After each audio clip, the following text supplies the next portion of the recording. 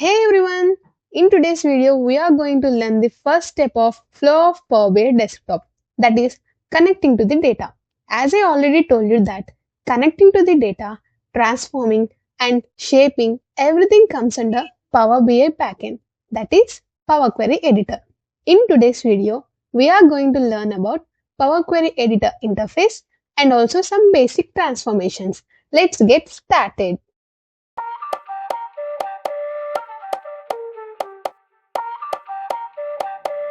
Power BI can connect to virtually any type of source data. So we can connect to data either from Power BI frontend or from Power BI backend, that is Power Query Editor. Let me show you the both ways for connecting the data. So firstly, from the front end. So we are having get data option. So when we click on this, we will be getting different types of data connectors. See, file, database, Power Platform, Azure, other. So we can choose any of these data connectors to connect to the data. Let me click on the Excel workbook and choose the any sample data set. So as we know that when we open a data set, we will be redirecting to the navigator pane. So in the navigator pane, we get the preview data. So let me wait for the navigator pane to open. Yes, it opened.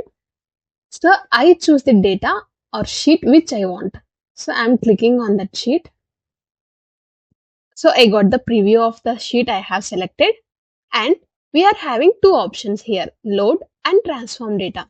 When I click on transform data, it opens Power Query Editor where we can transform the data. But when I click on load, it gets loaded into the front end. So now I want to transform my data. So I am clicking on transform data. Here is how the Power Query Editor looks when we load the data. So, as I told, there are two ways to connect to data. So, first one is from the front end, which we have seen now. So, here from the Power Query Editor, we are having the new source, recent sources, options. So, when we click on the new source, here we are having the options to connect to our data. So, it is the same process as we have done now. So, this is our Power Query Editor interface. Let me explain you the interface in detail. The first one is Query Ribbon. Query Ribbon is the crucial part of Power Query Editor interface. It provides access to various tools and features that help us for transforming and shaping our data. We will cover all these features in our upcoming videos. So the next one is Queries pane. So Queries pane displays the queries that you have created or imported in the current Power BI file. So queries are nothing but the tables that we have loaded. And coming to the next one, it is the data pane. So it displays the data of the selected query and it is available for shaping. And coming to the next one, it is a query settings pane. So here we can rename our selected query or we can see the applied steps. So applied steps is nothing but it shows a list of transformations applied to the selected query in sequential order. So every time you make a change to your data or every time you make some transformation, Power BI will record and store it in applied steps in the form of M code.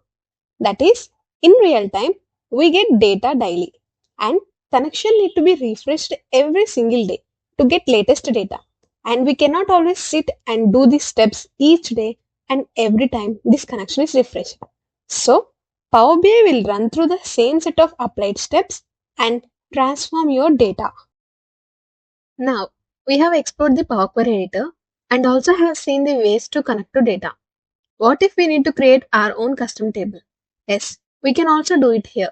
We are having an option called enter data where it gives us an option to create our own custom table by giving a name to it and entering the columns we want. And also we can add as many number of rows we want. Now let us dive into basic transformations. Manage columns. Sometimes we might need to choose between the columns we want to keep and the columns we want to remove. So that can be done by choosing the choose columns and remove columns. So coming to the choose columns, we are having two options, choose columns and go to column. So let me click on choose columns. It will display a dialog box. Here we are having all the columns and they are checked. That means these are all the columns that are displayed in the data pane. But if we uncheck any column, it will not be displayed. So let me uncheck date and time. Now I am clicking on OK. See here, they are removed. So, and now go to column. We might need to search for any column, right? Here we are having less number of columns, but in real time, we might have many number of columns. So we cannot search for any column by scrolling the scroll bar, right? So here we can click on the column we want to search for, payment method, and click on OK. See, it highlights. So this is the use of choose columns and also go to column. Now, in choose columns, if we click on choose columns, we can either keep the columns we want or remove the columns we do not want. And it is the same with remove columns. In remove columns, we are having two options, remove and remove other ones. So I have selected the payment method, right? Now, if I click on remove columns, it will remove the selected column. See, payment method is removed. But if we click on remove other columns, suppose let me select some columns I want, product type and category and also name. Now, if I click on remove other columns, see all the other columns are removed, right?